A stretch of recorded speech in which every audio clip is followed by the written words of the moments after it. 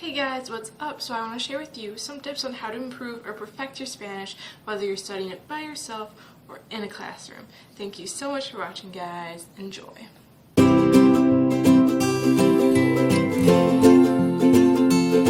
Now, when it comes to learning Spanish, you're still going to need to invest a lot of time when it comes to studying, and this is just kind of how it works with languages in general.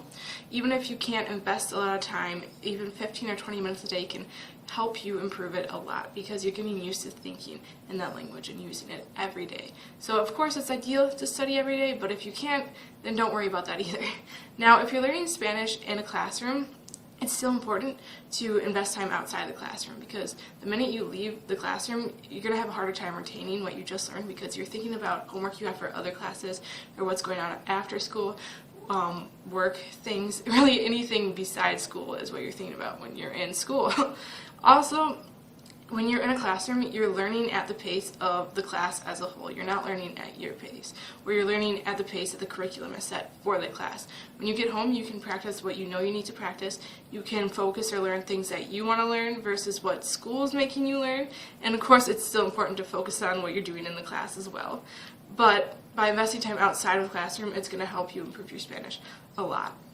Also, kind of get used to thinking in it. Like, start translating your everyday thoughts, like what you have to say. That way, you kind of get set up for really any situation that can come up when you're speaking Spanish, and you're prepared for it, and you just kind of get used to speaking about those topics.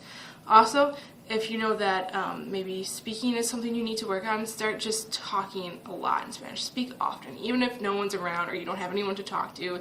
It's not crazy if you're speaking Spanish to your dog. I mean, they can't judge you if you say something wrong because your dog doesn't speak Spanish, or maybe your dog does. Who knows? So now, a common tip whenever you start learning a language is to carry a dictionary with you. But sometimes pocket dictionaries don't always tend to fit in your pocket. But what I do recommend is to translate every word you come across in Spanish that you don't know.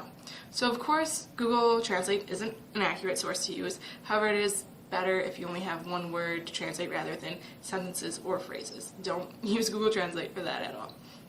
Now, the website I do recommend is SpanishDict.com, and this is better than Google Translate. However, if you're still trying to translate a phrase, it's not as accurate. They give you 3 options, but sometimes they're all wrong, so that's why teachers don't really recommend it all the time. However, let's say you have a test coming up, and it's a verb tense that you're not really good with. They have quizzes on that. They also have quizzes like ser versus estar.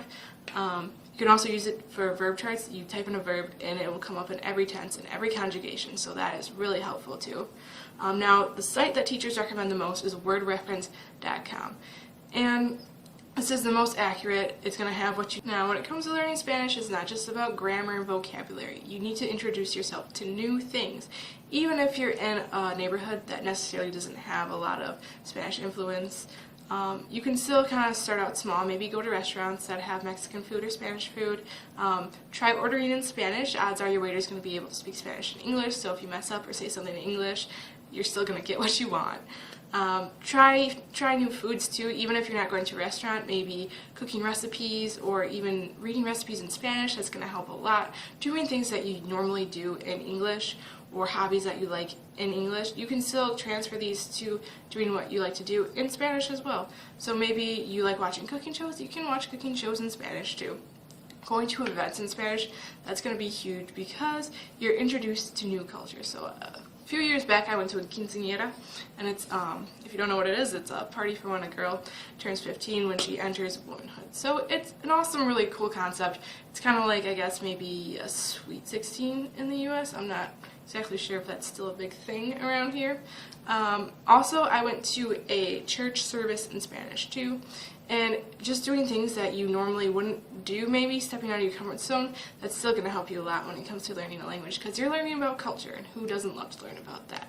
Also, it's important kind of to have a pen pal or a partner to practice with, and if you're having a hard time finding a pen pal, a website that I recommend is called mylanguageexchange.com, and all the websites I talked about, I will put a link to them in the description. And this site is pretty awesome. It has, even if you're not learning a different language besides Spanish, you can find partners for other languages too. And you don't have to pay, however, the gold membership costs money, And if you don't have a Gold membership, people can still send you messages. Like, I don't have a Gold membership, and I still have pen pals from like Spain and Mexico, and it's still a really helpful website to use. So for my last tip, I recommend reading books in Spanish, watching TV shows in Spanish, and listening to music in Spanish.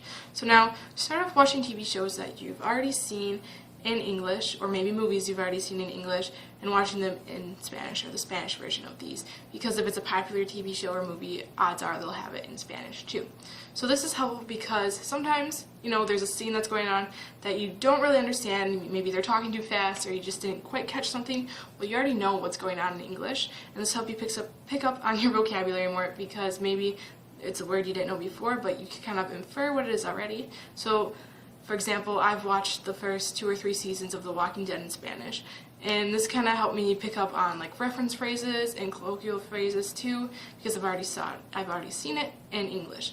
Now do the same thing too when it comes to reading books. So books you've already read in English, if English is your native language, of course, and then reading the Spanish version. So you can go to a bookstore like Barnes & Noble, and they'll have a section too just on Spanish books. And if it's like a popular book like To Kill a Mockingbird or something, it's going to be easier to find in Spanish as well. Now, listening to Spanish music can be extremely helpful, because since Spanish is spoken in so many different countries, by listening to maybe music from Mexico versus music from Spain, you're going to notice the difference in dialects, the different accents, and that's going to help you really differentiate the two when you learn the language more. And if that's something that's kind of a challenge for you right now, then this is really going to help you out. Also, translating the lyrics too, because you're going to pick up on new vocabulary, new words, new phrases, and that's going to be extremely helpful. So hopefully this video helped you out. If you like it, give it a thumbs up. If you're learning Spanish or really any language in general, be sure to check out my YouTube channel, subscribe if you want, and I will catch you guys all on the flip side. Hasta luego!